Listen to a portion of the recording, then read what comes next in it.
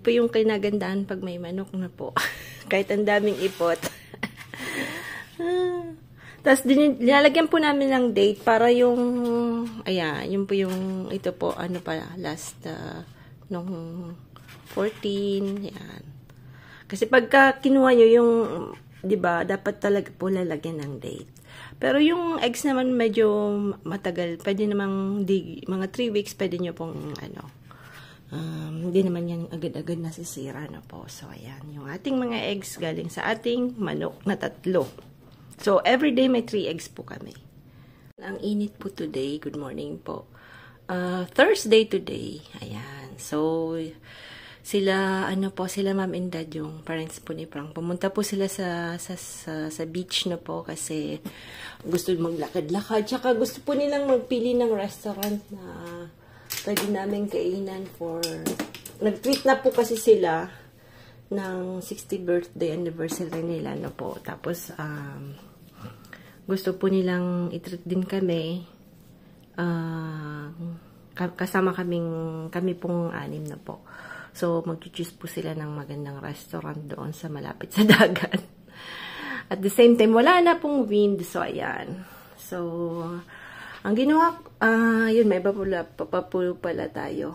Yung, dito po sa window, ang ginawa ko po, linagyan ko po ng halaman, no, para medyo mas maganda. So, may mint po. Yung 2 kinds ng mint. Ayan, yung ito po mabalbon. Tapos yung isa walang masyadong balbon. So, 2 kinds ng mint. Marami po kasing klase yung mint, no? Tapos, lagyan ko rin ng medyo flower. Ayan, para mabilis diligan. Bubuksan mo yung bintana, pwede nyo na pong diligan. Tapos, mag-ano lang po ako ngayon, mag-fish. Hindi sila masyadong mahilig sa isda. But anyway, mahilig po kasi sila sa isda, yung kilala nila, yung mga fillet po. Yun po yung mga kinakain nila, Ma'am and Dad.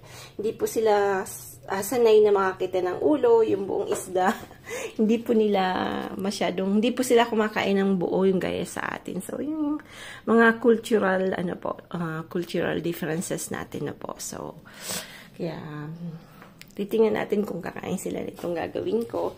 Anyway, meron namang mga ham or something. Pagka hindi nila gusto, si Dad naman merong steak. So, if ayaw niya, so, pwede naman po siyang magluto. Ang bilis lang naman pong iluto yung steak, no? Yung beef steak. So, pero si Frank kasi paborito niya yung isda. Tsaka kailangan po namin ubusin yung nasa freezer namin na po para magbago ulit kami ng mga food sa freezer. Hindi po kasing bili ka lang ng bili, yung iba po hindi nyo naluluto. So, kailangan pong yung luma pong naibili nyo dati, so you have to cook that para makabili po yun ng bago na po. So, ayan. Ayan. Natin to. Isa na lang pala, ito torta ko yung talong para may kunting gulay. Tapos, yung yung isda, natin, parang lalagyan natin ng tausi ulit na po. Tagal-tagal na rin kami hindi na ganon.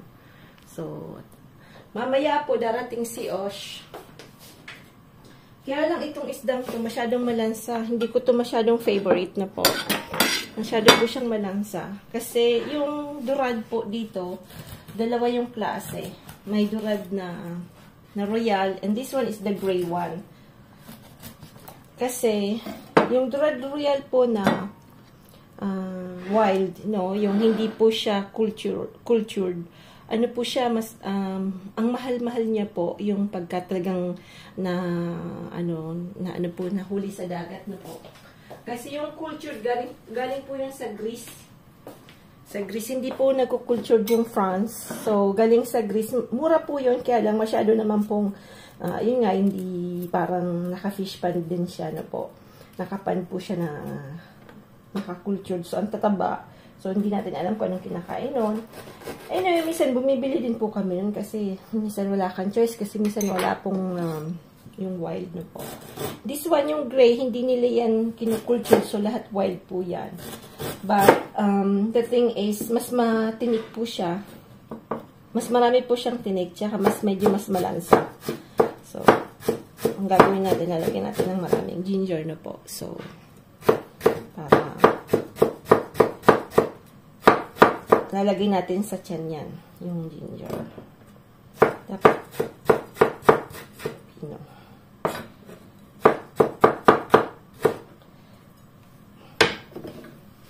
Yan, ilalagay natin sa mga tiyan-tiyan yan. Tapos ito pala tatanggalin natin. Natanggal yan ha. Yun, naglinis nito. May ano pa. Parang atay na natin.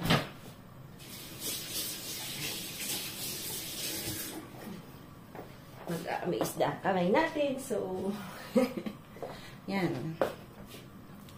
Lalagyan natin. Yung mga ganito po, yung hiniwaan niyang yan, pwede naman yan lagyan ng ng luya po. So, yan. Kuha po tayo ng paper tissue. Para hindi siya masyadong basa po pag prinito.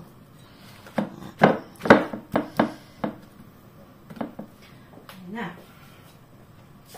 Tapos, natin ng asin. Uy, napadami yung asin. Napadami yung asin doon sa may tiyan.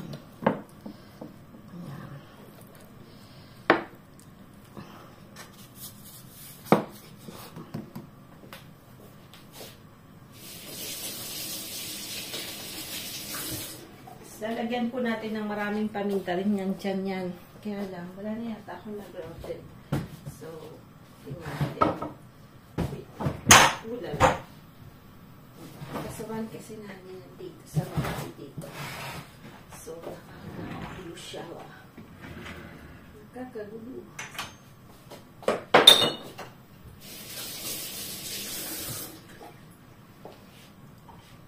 Hindi pa ako masyadong makapag-video kasi pag may pasok po ako, nako, mabilisan pong aradan ni Manay, no? Tapos parating ganun yung linuluto ko. Siguro sabi ko, yung mga viewers na ano na po. Na, syempre, parang iba naman to. But I'm doing this every, si Mama kasi lagi niya pong gustong makita yung mga video namin dito sa France, kung ano yung pong nangyayari. At least po, nakikita po namin na ano. Sayang at hindi nakapunta si Mama dito dahil sinad ko po lahat ng kailangan, but hindi na iba po yung plano ng doon sa Canada. So, anyway, pwede naman po siyang mag-apply sa Pilipinas na po. Kasi medyo mas mahirap pong mag-apply sa Canada. Dahil hindi po yun yung origin na country na po. So, hindi nga namin alam kung pwede. But we don't ask the French Embassy in Canada na po. Kaya alam ko po, pwede, kung sana po ano siya, Canadian, pag Canadian, ano siya sana. But it's not a Canadian Filipino passport po kasi.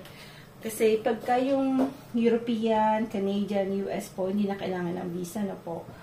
So, yun po yung si Ate Justine. Di ba nakita po kami sa Barcelona, she got a Canadian visa, Canadian citizenship, so Canadian passport na po siya. So, parang gaya na rin po namin na you can travel anywhere you want. Tapos yung country po, hindi na masyadong binubusisi yung, ano po, yung ano po kasi Canadian, ano na po siya, passport na po. So, some country hindi na nag-ask ng visa. So, yun po yung pangit, no? So, sana po lahat ng country pwede nang, kung gusto mag-travel, kung kaya naman mag-travel, hindi na po tinignan dahil kung anong country mo, dahil European ka, may privilege ka, or dahil Filipino ka, hindi ka pwedeng mag-travel na walang visa na po. So, sana po lahat maging equality na po, na sana yung kung kahit anong nationality mo, if you want to travel, dapat same privilege ng other, ano po, para pare-parehas lang. But anyway, naman naman po ang sabihin nila, equality, masya-masya, it's not equal na po. So, that's the sad part. Sabihin nila lahat equal, pero meron pa rin talaga ang tama yung mga government na po. So anyway, don't criticize. Ayan, mabalik tayo dito sa luto natin. Malagyan po natin ng carbs para may konting gulay. Yung mustasa po, tinanong ko po si bro, si ka-farmer na po, bakit hindi, namulaklak agad po yung mustasa ko. Sabi niya, alam mo, bakit ano yan? Sa ano po, sa sa weather. Yan. Dito po kasi biglang lalamig, biglang ang init-init, akala mo summer. So, yung ano po, yung halaman na tataranta, hindi niya na po alam kung ano talaga yung season. So, anyway, wala tayong magagawa. Kasi, ano po, laki-laki pala natin ito. So, magtatanim po tayo ng mustasa ng pag May na po, mid-May. Kasi yan talaga wala na, hindi na po talaga maglalamig. Titingnan natin kung ganun po ulit yung mangyayari na po na ano siya,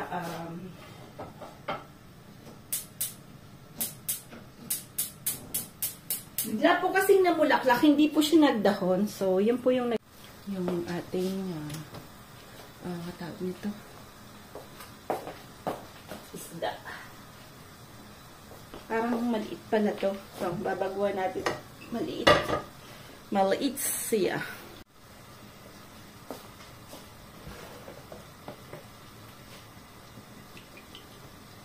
Konti lang kasi nagamitin po natin yung mantika niya.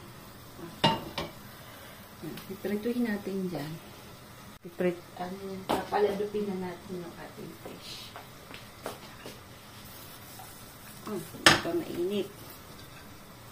Hindi pa siya mainit. Hindi pa mainit. Medyo, doon po kasi yung mainit. Anyway.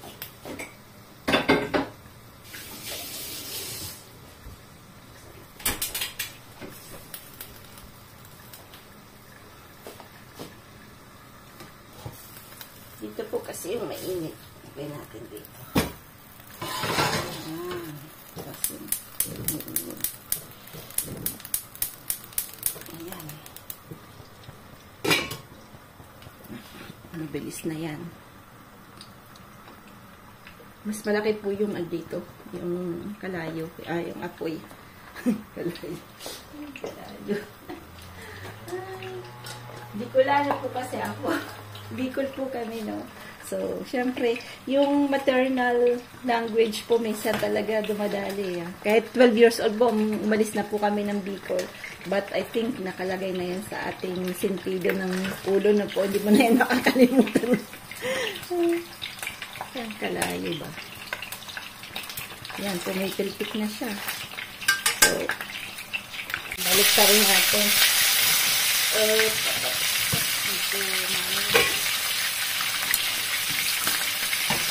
Ano natin. Ako po ginagaling ko yan. Kasi para po yung ulo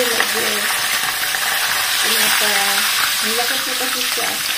Dapat palay natin.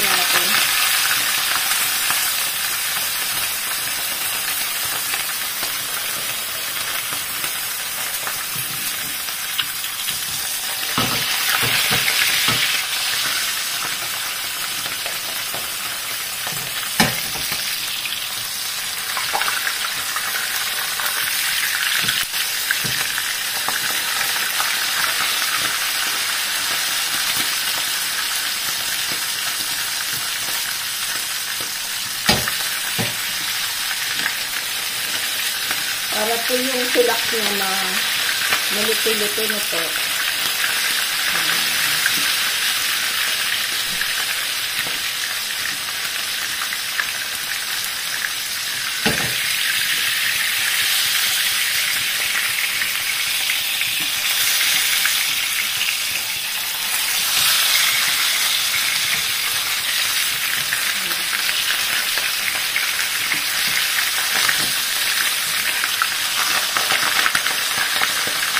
Hindi maganda masyadong nakalaspisan, ha?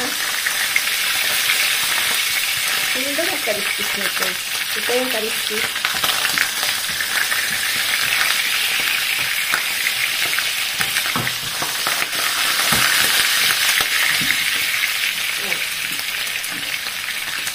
Pagka may kalispis, kita na po. Yan, tatanggalin natin mamaya. Hindi na matanggal.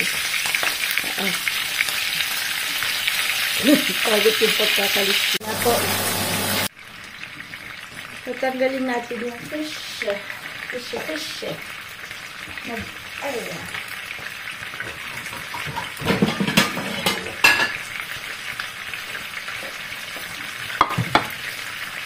Bon. Hindi pa po siya luto. Kitang hindi pa siya luto kasi yung ano niya, balik ka rin kaya natin. Bawat ka din natin agad.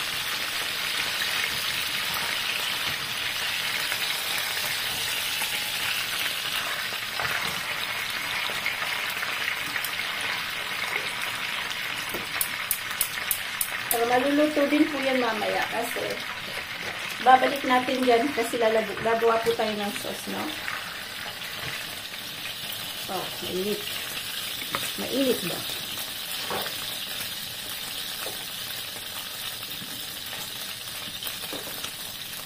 Bali, dyan din po natin siya iluluto sa kanyang mantika na po para mas lasa. Mas malasa.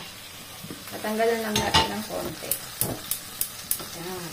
Tapos, bawang. Bawang stick. Ayan.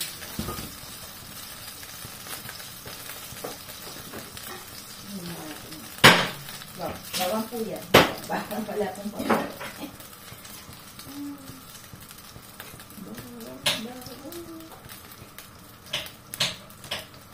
Lalagyan po natin ng dito.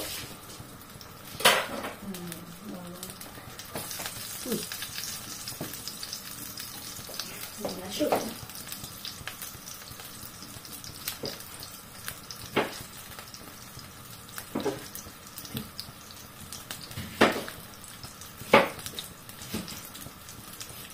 Yan po natin ang sibuyas. Ito po yung sibuyas puti. Ano po to? Galing to sa sa garden na po. Laki. Galing po to sa garden na sibuyas na yan.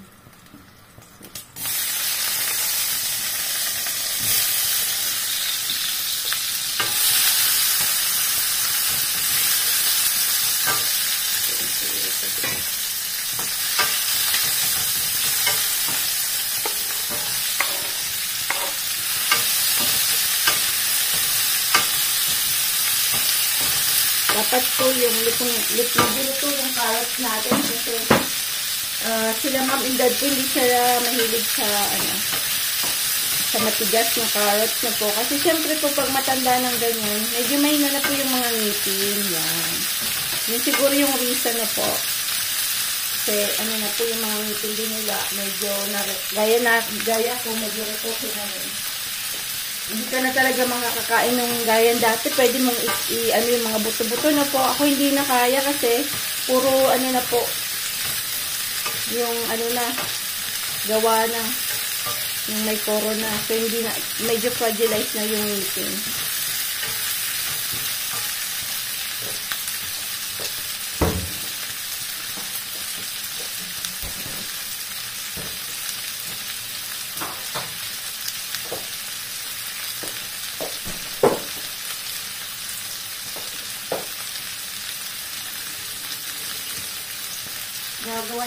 Lagyan po natin ng sili na po.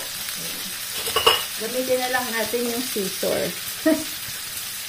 Kaya lang po medyo maanghang to. Kasi linagyan ko po yung, di ba yung gumawa po ako, may ganyan, medyo maanghang siya. Mampa naman po medyo may na sa anghang. Ayan natin yung, wow, dito na. Paliwarin natin yan. Mamadali po ako lagi pag may pasok. Kasi mag-isa lang po ako ngayon sa store. Ako po yung nagiging sa meat shop. Then at the same time dun po sa mga ham. Bakasyon po yung yung ka-team ko na po. Kasi pati po kaming parang dalawa. Isa pong yung butchers talaga, yung talaga nagkakat ng meat. Bakasyon po siya, kaya mag-isa lang po ako. Pero hindi po ako nagkakat ng meat, ako lang po nagbebenta. Kinakat ko po yung mga nakat na. Kasi sila po talaga yung buo pong meat, tapos kakat nila po ng pork chop. Ako hindi po ako ganun. Kasi po yun, it's tawag dito mitchi. Pinag-aralan po nilang ikat yung mga parts ng ng mga baboy. So kami po, ang tinitinda po sa store is yung baka, baboy, lamb, yung maliit na baka, yung Then after, ano po, mga yan, yung manok, na farm na manok, ganun po.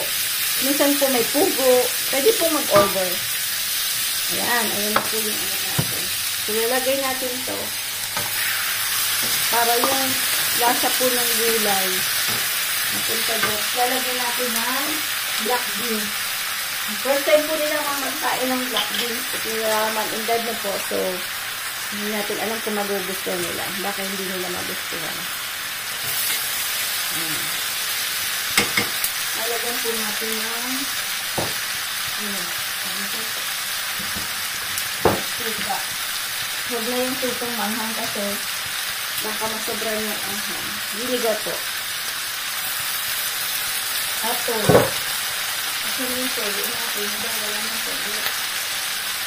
I need to go to the chemist store kasi to buy some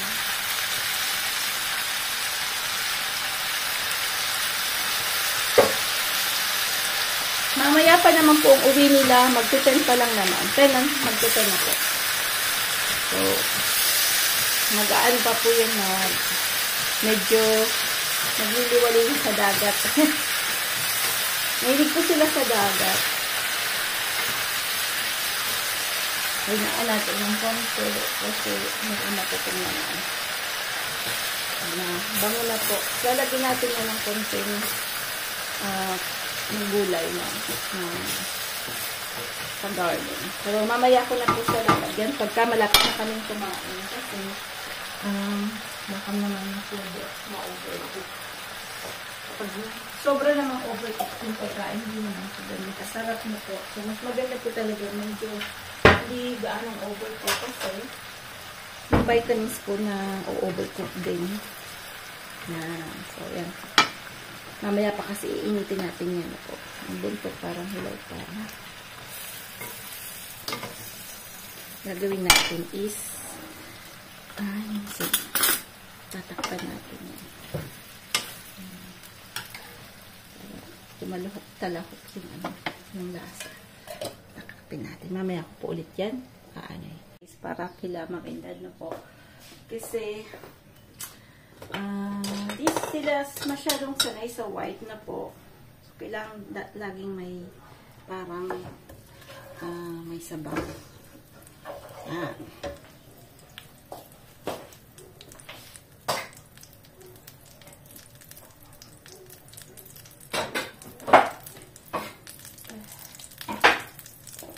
Ito po yung ulo ng shrimp para magkaroon ng lasa yung mantika na po. Pero tatanggalin din natin yan.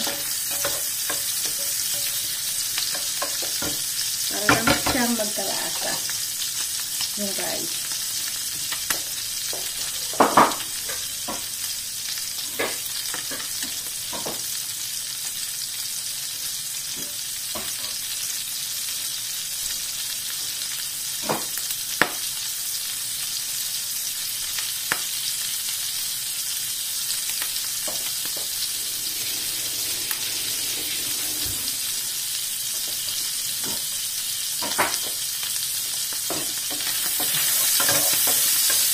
Tayin muna natin ito. Side natin yun. Hindi naman natin.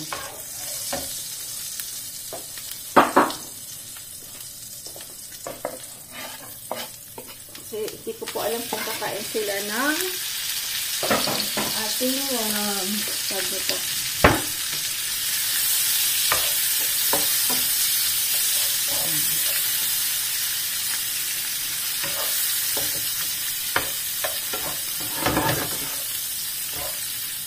Lagyan ko po ng konting margarine para medyo magkulay yung at medyo malasa. Pero wag pong butter kasi si ma'am po medyo nahinaan sa niyang ano po.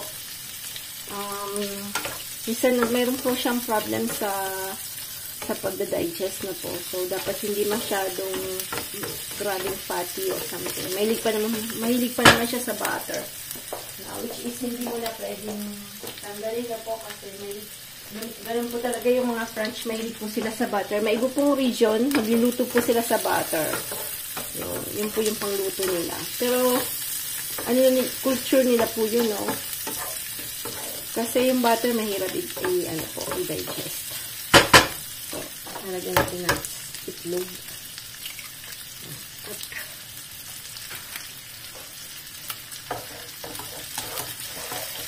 Lalagyan natin ating rice.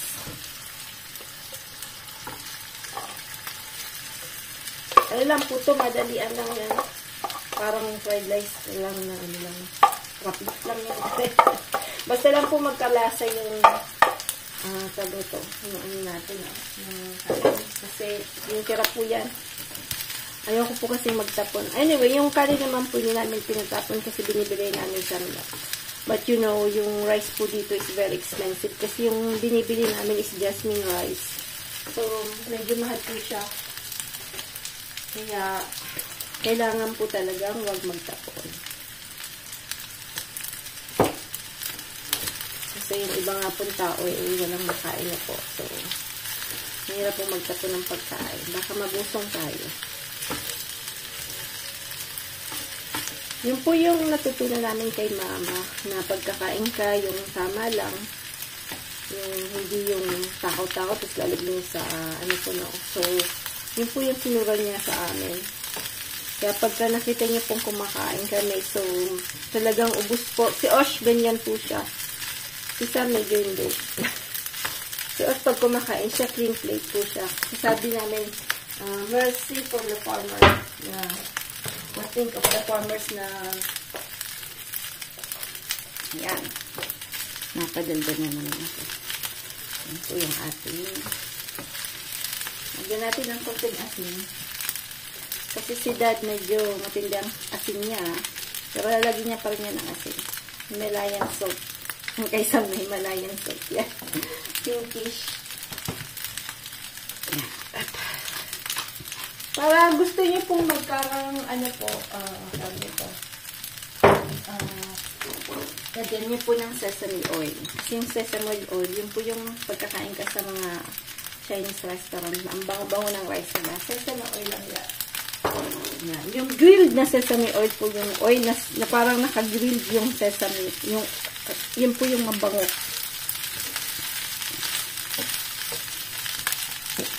Bago.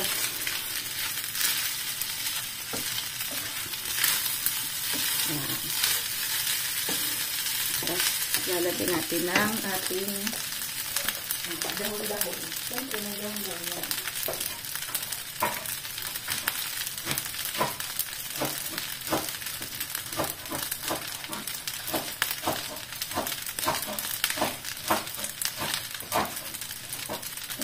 Lagyan po natin ng sibuyino. Yan po yung magpapaganda niya. Yung iba po nilalagyan na ng beans. Parang ano po yung bilog-bilog na beans. Tawag dun. Basta beans. Ayan. Isa nga nilalagyan ko rin po ng bagyo beans na po. Kaya lang wala tayong bagyo beans.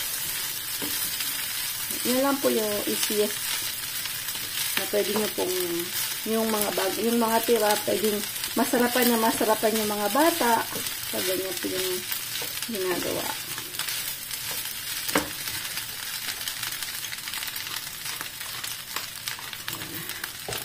Bilis.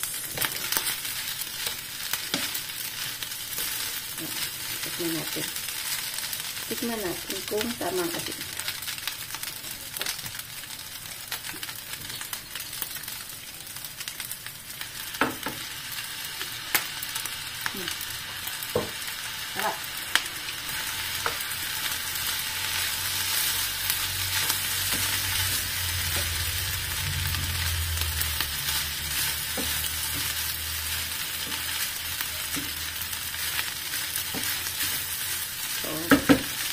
Very easy lang po yung ating fried rice. Very easy po. Bon appetit po sa lahat.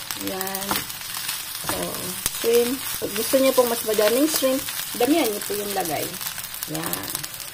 Bon appetit po. Maraming pong salamat sa mga nanonood pa po. At, Yung ano po kasi, masyado po akong busy, but by June siguro medyo mag-adventure tayo ng konti. Papakita ko po yung dito sa amin, sa lugar namin. Pero pagka talagang may work, wala po talaga po akong time. So, I'm running off.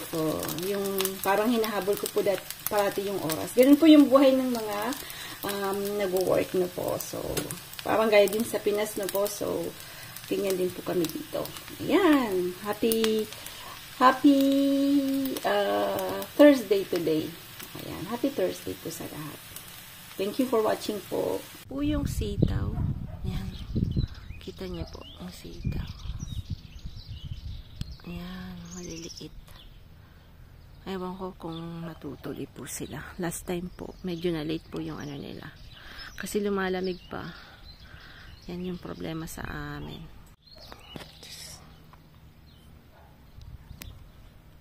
Kumukuha ako nito. Uy, ano nangyari? Yan. Ito po yung usay.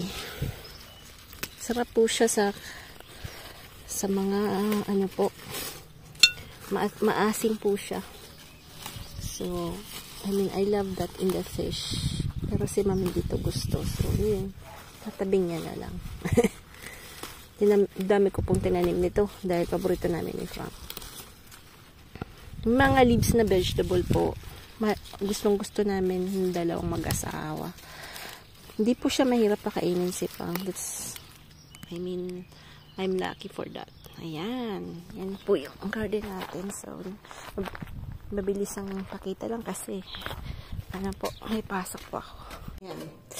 Lalagay na natin yung uzay. Kain na po ako at mag-11:30 na pala. Napalit po ako Yan, wala pa rin po sila. Wala pa yung car. Pabalik pa lang yun. Medyo malayo po kasi yung dagat. Almost 30 minutes by the drive na medyo na traffic din sila. So, hindi naman ganun sobrang layo. But, hindi talaga kami tabing-tabing dagat, no po. Kasi, si Frank gusto sana po niya yung house na malapit sa dagat. But, it's very expensive. Pwede naman sana kaming makabili. But anyways, wala pong grounds, wala pong, kumbaga, 300 square meter lang yung garden ko. So, ayoko naman pong ganon. Tabi-tabi po ng mga kapitbahay. So, kaya, na-choose ko pong ito yung bahay nito. Medyo, kahit 30 minutes by the sea, okay lang naman. Kasi, kami naman ay early, riser na po. So, saka, dito naman po yung dagat, hindi mo siya mapaprofit all year dahil may winter na po. At pag malapit po sa dagat, mahangin, at marami din pong napipinsala yung tubig dagat na po. Yung salt ng dagat, pag malapit po yung bahay nyo, marami din pong napipinsala. So, syempre may residue po yung pag malapit yung bahay. Anyway, yun po yung choices na namin. Yan na! Sarap na po akong kakain sa kanila. Ang kukunin ko po yung ulo. Kasi, hindi po sila mahilig para wala ng ulo. Yan. Ako naman po ay mahilig sa ulo. Mana po ako sa nanay. So, yan po yung kakainin natin. Tapos, siyempre, konti nito. Yan.